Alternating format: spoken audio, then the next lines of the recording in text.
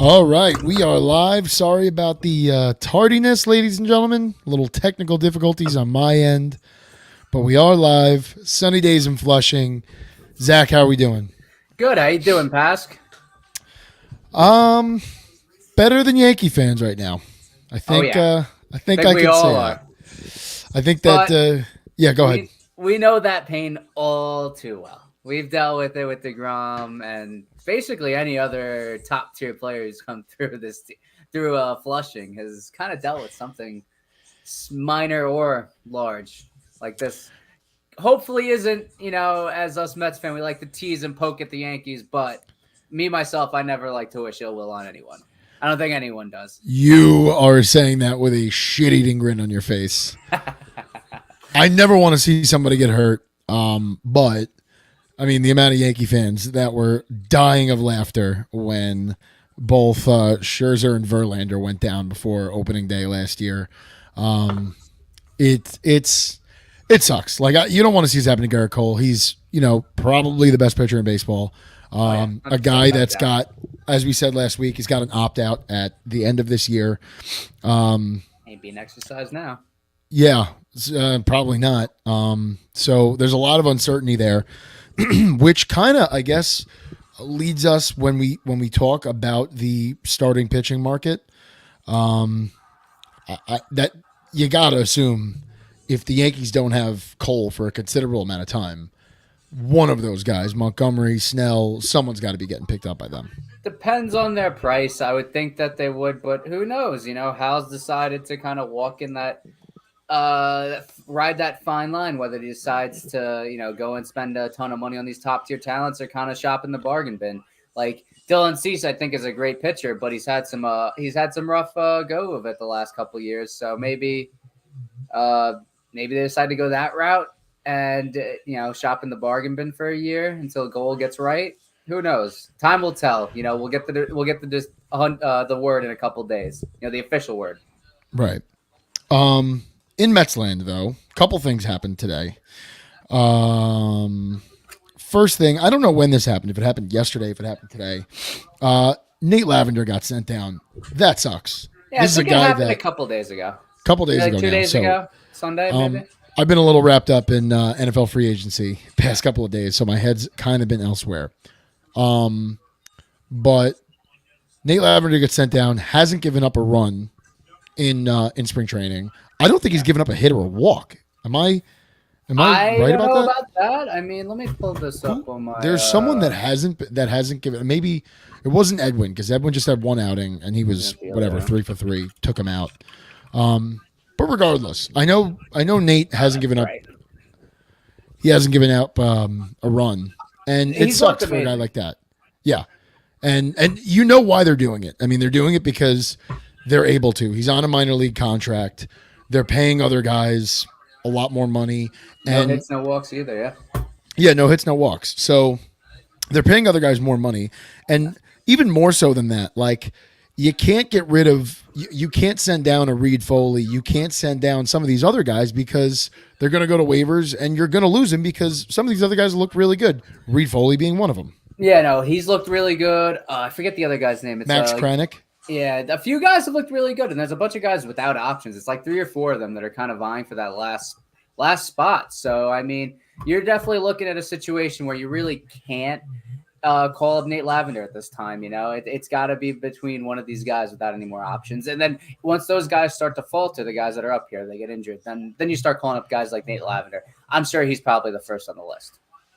At least I hope so. Yeah, you would have to think so if Yeah. someone goes down, if someone's getting cut, you have to assume that Nate Lavender is that first guy called up because he's earned it. And it sucks. Oh, yeah. Like it sucks. So. It sucks to be Mendoza in that situation, and that's like part of it, right? That's part of the job. That's part of the business. Yeah. But like that sucks because that guy has earned the right to be here. That guy is good enough. I mean, at least from what we've seen, good enough to be a bullpen arm here. Yeah. And 100%, they got to look at him in the face and tell him, yeah, you got to go play with Syracuse to start the season. I'm fine with it in the sense that, it's not like they're doing it just because they spent money on guys elsewhere. It's like it's actually because guys are pitching well that don't have options. It's not like a situation that we would gotten in the past with the Wilpons where it's like we spent all this money on these players, so they have to be up here. We're not cutting them. We're not just we're just not tossing them aside and wasting that money. No, there's reason for it, and it makes sense. And it's a good problem to have. You know what I mean? I'd much rather this than shopping for some guy that's deep in the minors, a career minor leaguer, to come up here and pitch. No, it's a good problem to have. We have tons and tons of depth, which is phenomenal. Something that we haven't been able to sell for a while. When you get a chance, check your phone, by the way. Yeah. But yeah, I mean that kind of I don't know if I set up a slide for this one, but it and Bass is off the screen. Yep. The starting pitching. Yeah, you're good. The starting pitching. Starting pitching has looked substantial. I mean, really the bullpen too, but the starting pitching on this team has looked substantially better than we expected. I know Lucchesi gave up 4 runs today. Yeah. But McGill's looked great, knock on wood. Sevy's looked great. Manaya's looked pretty good. I think, did Manaya pitch the other day? He pitched recently. I think it's the day before last, so Sunday. I know Quintana pitched today, and he pitched well again himself. I think it was 4 innings, 2 hits, something along those lines. No runs. So it seems like Tyler is probably going to be the opening day starter, I guess. I think it's between him and Quintana, if I had to guess. Right. Yeah. Guys that have been here, Yeah. But I really do think when it comes down to it this year, and maybe this is hopeful just based off what he's done in the past, I think we talked a little bit about it last week too. I really think Sevy could be a staple in this rotation. You've seen him do it. Hope so. You've seen him do it in New York before, but this really is a prove it year for Tyler McGill. This is like a nut up or shut up year. This is the type of year that I don't even think we talk bullpen next year. Like, if things don't work out, I think they just cut ties with him and move on. And I almost want to say the same for David Peterson. For David Peterson, it's been even longer because he had the 2020 season too. And we're not going to see him, obviously, for a long time. He's coming off that injury. But Tyler's got a lot to prove this year. He does, and he's looked really good out the gate. I mean, all the starters have, but him specifically. I mean, and that's like a testament to maybe some changes he's made with his mechanics and maybe his just pitch arsenal. And he has looked dominant. He has that put out pitch with the fastball. It seems like he's at a little bit of velocity. If not, it just looks like it's coming out of the hand a lot faster. And if he could be, what we've hoped the past 2-3 seasons this year, I mean, watch out. I mean, this is a guy was going to start the year in the minors or in the bullpen, and now could potentially be a top tier pitcher. Fingers crossed. Right. And then to have that with how Sevy's pitched, because Sevy's proven it before. He can be a star pitcher in this league. Will he be here? I don't know. Signs are pointing that he very well could be. Quintana is a staple. Manaya has been solid. Even Hauser's looked really good himself too. I mean, just to have all of these guys pitching well. I know you got to take it with a grain of salt since it is spring training. But, to look at things from last year, the Astros had the best ERA in spring training last year. As a team, they finished 8th in the league. I'm not saying that there's necessarily 100% correlation, but there's got to be something there. These guys aren't just pitching against scrubs. They are pitching against other major league talent. I think I would normally say as Mets fans, but at this point, with the Garrett Cole news, as New York fans, I think what we want to see coming out of spring training, the stats are nice, but you don't want to see, you never want to see injuries, but you want to see that everyone finishes up in the end of March and they all are feeling good. Mm-hmm. There's no talk of an MRI or a CT scan or a fatigue or uncomfortable or any of that shit. I think that's what we want to see. And knock on wood, so far we've got that. And kind of to piggyback a little on last week, I was wrong. I thought by the end of the week, somebody would have been signed by now, but by the end of the weekend, I'm sorry, somebody would have been signed, but these same free agents are still out there. Bauer, Clevenger, Snell, Montgomery on the top of that list. I mean, there's just no way all of these guys start the season without a team, right? Like there's no way. Like I could understand if you told me Dylan Cease is going to stay on the White Sox until the deadline. Like, okay, I don't think that's wise because these guys get hurt. Like if you're going to move him, fucking move him. But Yeah, exactly. you know what? Like, okay, that makes sense. Fine. You think you could get more for him in July or whatever? No problem. But all these other guys that are not playing on a team, at some point they have to get signed. Like, once again, maybe not Bauer, and like it should be Bauer, right? For the Mets, we really should be thinking about that. You could pay this guy league minimum, but like whatever, I'll get off that horse. I get it. Yeah. But some of these guys have to get signed. All these guys have to get signed. Yeah, I mean, there's been one constant though here in the Mets. I mean, leading into our next point, JD Martinez's name came up once again today, and apparently Steve Cohen has given David Stearns the green light to go full bore for him. And I don't know if this is necessarily happening, but it looks like it's a very, very strong possibility. I mean, there's a need for DH. I like Vientos. I really do think he could develop into a good MLB DH. But right now, at this moment in time, JD Martinez makes his team 100% better. How much stock do you put in his batting average right now in spring training? Because it's awful. I think he's got 2 hits. No, it's a little bit better. He's played better as of late, but it hasn't been all sunshine and roses. It's been rough. It's been better as of late, but it's been rough. I don't put too much stock into it, but I think at a certain point, you know what I mean. It's not like if he was coming out and he was like right around 0. I mean, we know right then and there. But I mean, this is something where if it carries over into the regular season, a few weeks, maybe a month, then right then and there. And with this Mets team, I mean, what you can see from the bullpen, not only how well they perform, the depth, the defense behind them, and the starting pitching, knock on wood, hopefully they'll be good. Maybe the move is to go get JD Martinez. Maybe it is to make this lineup better so you can make a push. Let's be honest with ourselves. Like, as much as we all want to see Mark Vientos play, you can't sit here and tell me that he's better than JD Martinez is right now. He's not. No. He's not. Now, you don't have to tell me that the Mets should sign him.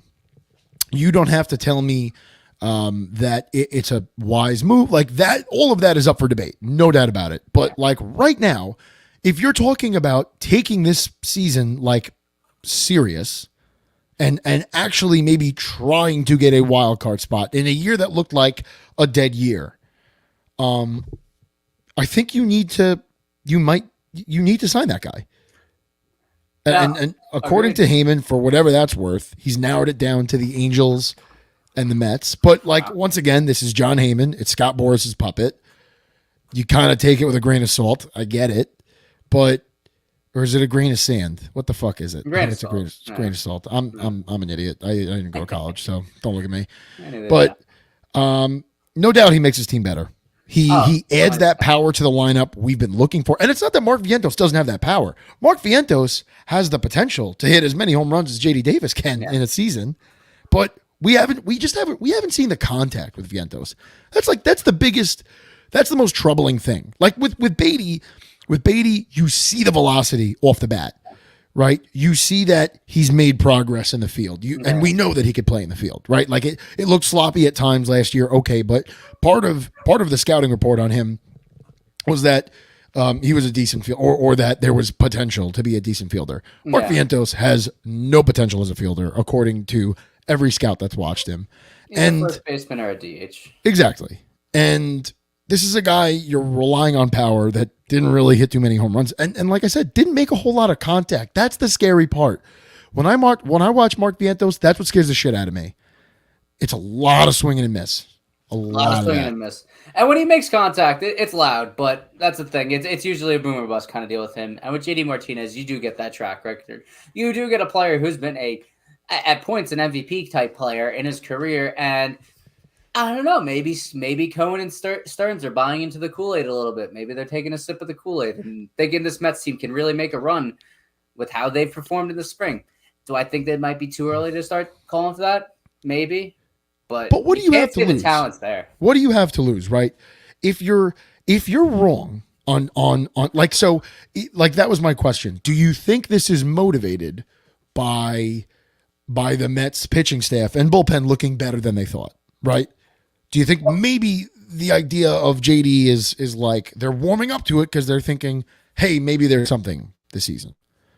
I think that's definitely part of it. And also, I mean, I think you look at it like this. If Mark Vientos was the caliber of prospect Francisco Alvarez is, I don't think we're having this question. Mark Vientos, that player would be playing DH. It wouldn't be JD Martinez. But Mark Vientos kind of been on the downcline in terms of his overall, value, so to speak.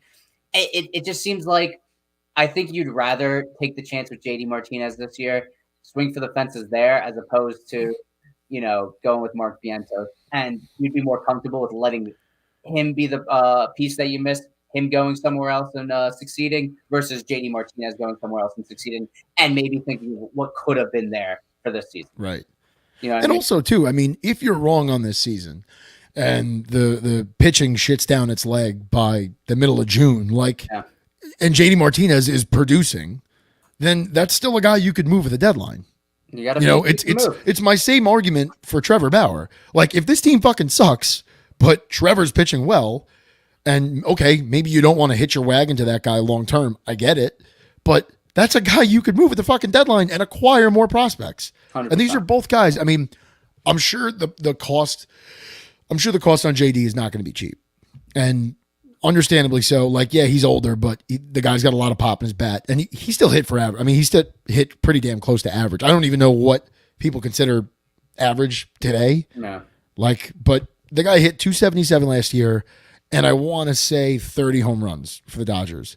Like, I don't know. Maybe. I think he hit 30 home runs, or maybe he might have. I know he was 30 or 20 around 270. It was up there. He had a good season. He had a damn good season, better than any DH we put out there last year did. So, look, at the end of the day, it's all about how much does this prevent you from signing Pete Alonso and Juan Soto next year. And it doesn't. It doesn't. If you sign him to a 2-year deal, it absolutely should not. And especially next year. And it's not just those two, because you do have starting pitching you do need to fill spots for. So it's just a matter of that. If Stearns and Cohen have talked about it, it's something that they could, Cohen can stomach, Stearns can stomach, and they could very well, make it happen. Why not? Why not swing for the fences? I've been on the Mark Vientos train for a while, but I think I'm starting to, I don't know, maybe I'm drinking a little bit too much of the Kool-Aid, but I don't know. I think something can happen this year. I think we're hoping for it. And, like I said, kind of since January, just give me something exciting. Just give me something exciting to carry me through the summer. Like, that's ultimately what I'm looking for this year. But there's plenty of young talent on this team. And really within this organization. I think if there's someone they're going to pull a plug on early, it's without a doubt, it's going to be Vientos. It's going to be Vientos more than any of these other guys, just because of how limited Vientos is. Yeah. So he doesn't have flexibility in terms of positioning. He's a hitter, and that's about it. It's not the end of the world if you don't get JD Martinez, or if he's just, if what's his face, Boris is just blowing smoke up our ass, or Heyman is just blowing smoke up our ass. Yeah. But I'm not going to lie to you. Like, I'd be excited. I'd be really excited. We would probably have an emergency podcast for that. Just because I've like you, I've followed JD Martinez for, a decent amount of his career. Like, he's been a very exciting player to watch, a very exciting hitter to watch. Like, Boston fucking loved him.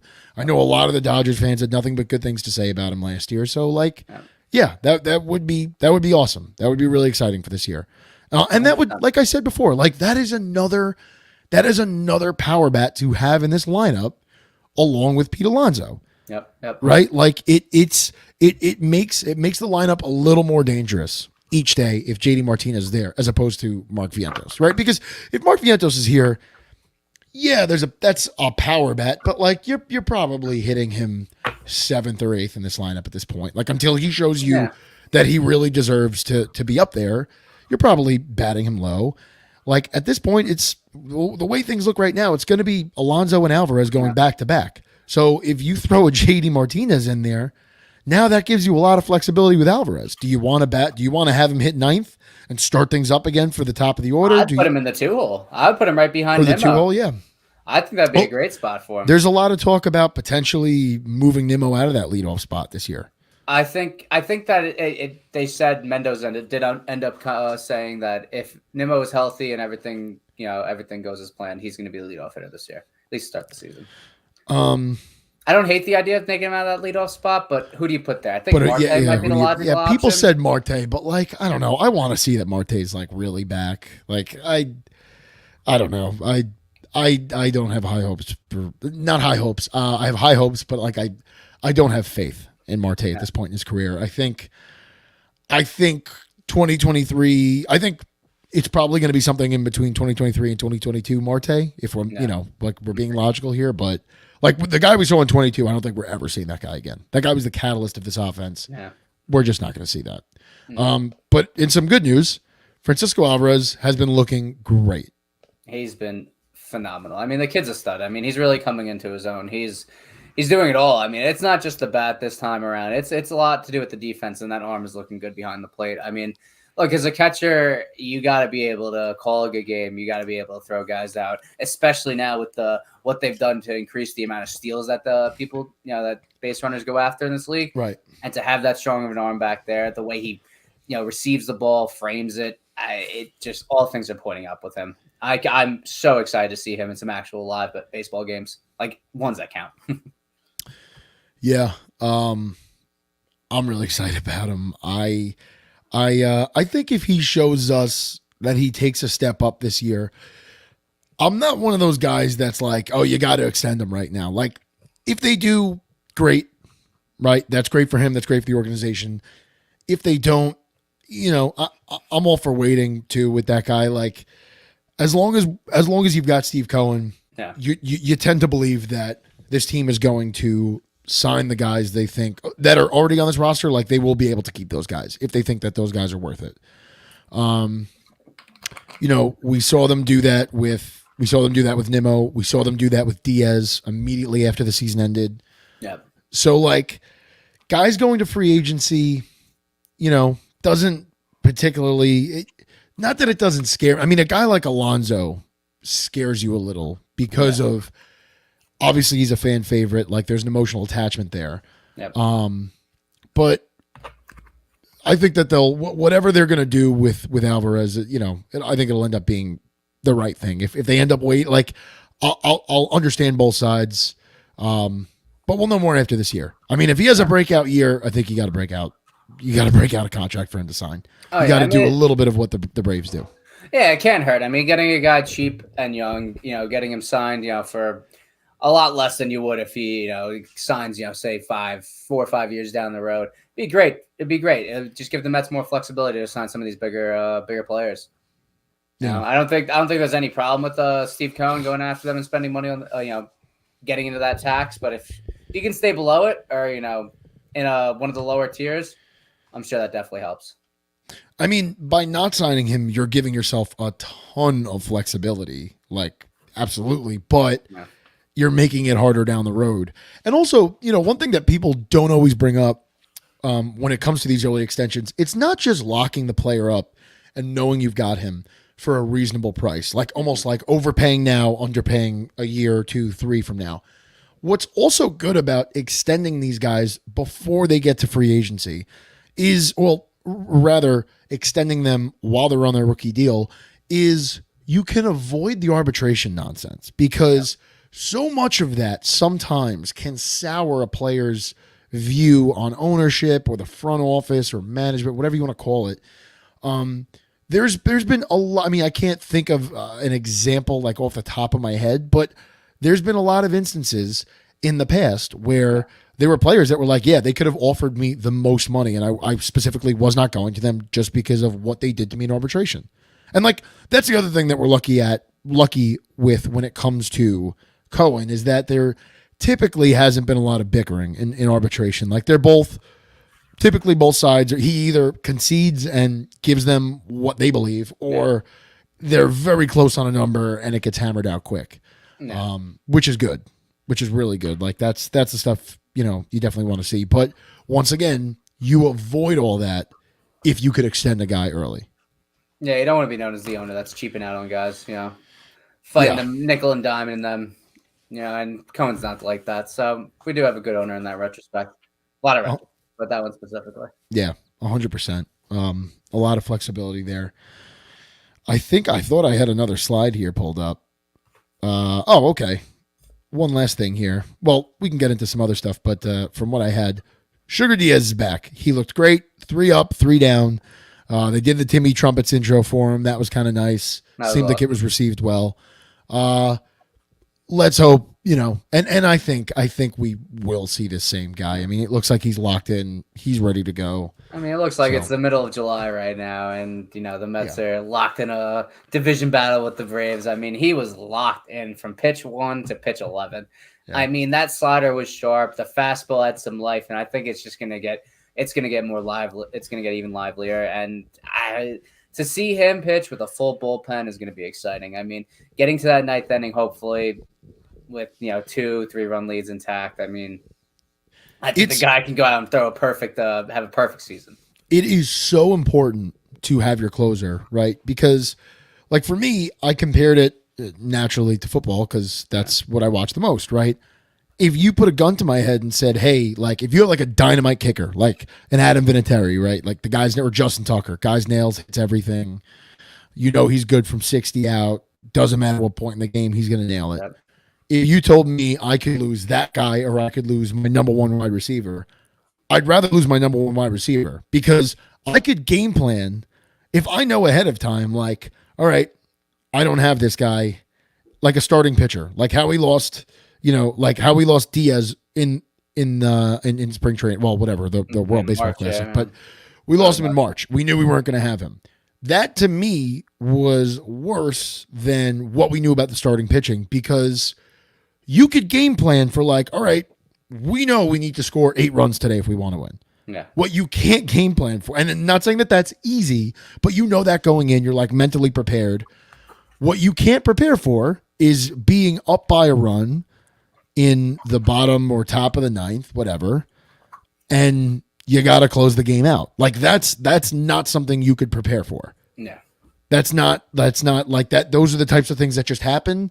And you need that guy that you could call on and he's going to pull through for you. I mean, 2022, he had, I want to say 38 saves. He had a good amount of saves. Good amount of saves, right? Only like 2 or 3 blown. It was awesome. So you think about that, like 38 times we could have lost that game and we didn't because Edwin was who he is. The guy was Superman. That was a team that won 101 games. You minus 38 from 101. I don't know what that number is, but it's like, what, 70 something? Like it's not, you're not in a playoff. You're not in a fucking playoff position. You're not even 500. If you take those. All right. So that's my point. Like that's how crucial this guy is. I mean, not even to mention the times he would come in the 8th inning to face the middle of the order. I mean, you know what I mean? That happened several times with Buck in 22, and that's invaluable too. I mean, they'll have the tendency 7th and the 8th inning at times. There were times where there were points in the season where he came out and threw just about 2 innings. Yeah, maybe like 5, an inning and 2/3, 5 outs, 4 outs. So they'll bring him in earlier if it means going up against the big boys. So I mean that's invaluable too. And I don't think you're going to see as much of that. I think he's going to be a lockdown 9th inning guy. Maybe you will sometimes throw him out in that 7th or the 8th if need be, but it seems like we have a very deep bullpen and a bunch of guys that we can trust. At least, at this point. Of all the dumb things that and not saying that like Buck did a whole lot of dumb things, but of all the things I didn't agree with, that was the one like quirky thing I actually really did agree with when it came to Buck Showalter was like your closer doesn't have to come out in the 9th. Your closer should come out late in the game, whatever that is, 7th, 8th, or 9th, when you're facing some like if you're up against the Yankees, right? And it's the 8th inning, but coming up that inning and you're up by 1, and coming up that inning is fucking Soto, Judge, and I don't know what other dick, Gleyber Torres. Like, if that's who you're going up against, yeah, I think I want Edwin Diaz in for that, 100%. As opposed to the bottom half of that order, and you already gave up a run or two. Yeah. No, agreed. Agreed. And it's just one of those things that I think the term closer, it's like almost outdated in a sense. I mean, it's just your best relief pitcher, and that's what he Right. is for us. Not only the Mets, but I think the whole league, in my personal opinion. I mean, the dude just has it, and no matter when you're throwing him out there, you're throwing him out. You want to throw him out there against the best of the best to lock them down, and that's what he does. Right. Right. I got nothing else here in my notes. What else you got for us here, Zach? I'm just ready for the season. I mean, like I said, it went from like a false sense of hope a little bit to like I'm starting to buy into this right now. This team looks damn good. I know it's just spring training, but What's damn good? How many wins are damn good? they'll be right in the wild card mix. I think you're looking high 80s, 88 wins, 89 wins. I'm liking that. And it's different than last year. Last year we went into the season with so much stress. It was a stressful thing going in with those expectations of 101 wins. And yeah, we got knocked out right in the wild card round. To not go into the season with those expectations is just awesome. You know, I feel there's no weight, and it's like we go out there and shit the bed. It's not gonna be fun to watch, but it's not gonna be like I'm not just gonna be dreadful, pissed off all summer. I'm gonna be like, I kind of saw this coming. I can go out, I can still go to the ballpark, have a few beers, and enjoy myself. Whereas last year it was like, I don't want to be there. I don't even want to fucking be there.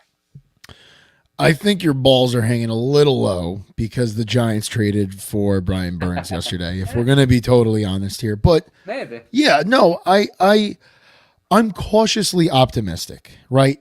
It would not shock me if this team walks into the playoffs as a wild card team at the end of this year. It also really wouldn't shock me if this fucking starting pitching just totally fell apart and we're out of it by Memorial Day. Like that really wouldn't shock me either, because it is a rotation of essentially 4 and 5s. Like until proven otherwise, it's a rotation of 4 and 5s. Yeah, right? Like yes, if Sevy is that guy that we know he can be, he's a fucking ace. If he decides to be that. No. Like the last we saw of Sevy did not look like that. Yeah, he looked awful. Right? Like Quintana should be like pretty middle of the road. He's a mid-tier starter, Right. You know what you're getting with him. He's going to be a solid 5-6 inning guy. He's going to go out there and keep you in ball games. He's not going to really lose them for you, but he's not going to go out there and win them for you either. Right. And like I said, I mean, to close this whole thing out, like there's 3, 4, maybe 5, I would say 4 at least. Like there are 4 guys on the starting pitching market that are better than what we've got right now. Yeah. I know it's a money thing. Actually, no, yeah, fuck it. There's 5 guys. I know it's a money thing, but if you really want to give this team a chance, you sign JD Morton, not JD Davis. God forbid. And nothing, I guess we could bring that up because that was newsworthy today. Apparently the Mets, and there's nothing wrong with the Mets checking in with JD Davis's camp. Nah, they're going to check in with everyone. Right. Like there's nothing wrong with that. People kind of blow that shit out of the water. But do I really want him here? No. I'd rather watch Mark Vientos come here and strike out than watch JD Davis like do anything here. JD Davis was a nice story, and he really wasn't a bad Met. Like he's not a bad hitter, but he's another one that's kind of limited. Like this is a guy that could hit. I mean, from what Giants fans say, he played a serviceable third base for them last year. Yeah. But it never totally worked out. He had that good year in, I think, 2019, but like everybody was hitting home runs that year. Everybody was hitting over 300 that year. So McNeil was hitting home runs in that year. Right. So like that doesn't tell me a whole lot.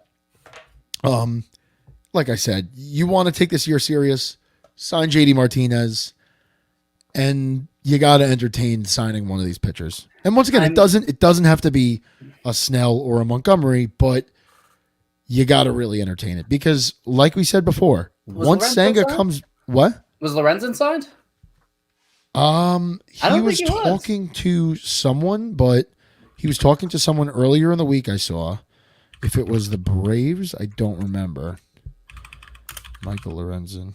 I'm pulling it up right now. Michael Lorenzen is a free agent right now, so he's still out there. I mean, that could be an option. For me, it's interesting. I mean, I think you go out and sign one of these guys, but maybe you go to a 6-man, maybe you boot Hauser to the bullpen. I think the big thing for the Mets right now is definitely treading water and hoping They should be in praying a to 6-man. God. They should be in a 6-man. Like Well, they're Senga, gonna be when Senga comes back, But and that's at the that, big thing. Just staying healthy and treading water until he gets back here, and then this team could really, but that's something you should probably be doing already. Like, I mean, I guess you don't want to force like a Luke Hazy to start if you don't need to. I get that, No. but like he had his first outing of the spring. yeah, he training. was not good. He looked awful. Four runs. Yeah, 4 runs awful. in like an inning in the third or something. Yeah, Another guy I like, but he is what he is. He's a minor league pitcher that's going to come up here for spot starts. yeah, and that's kind of.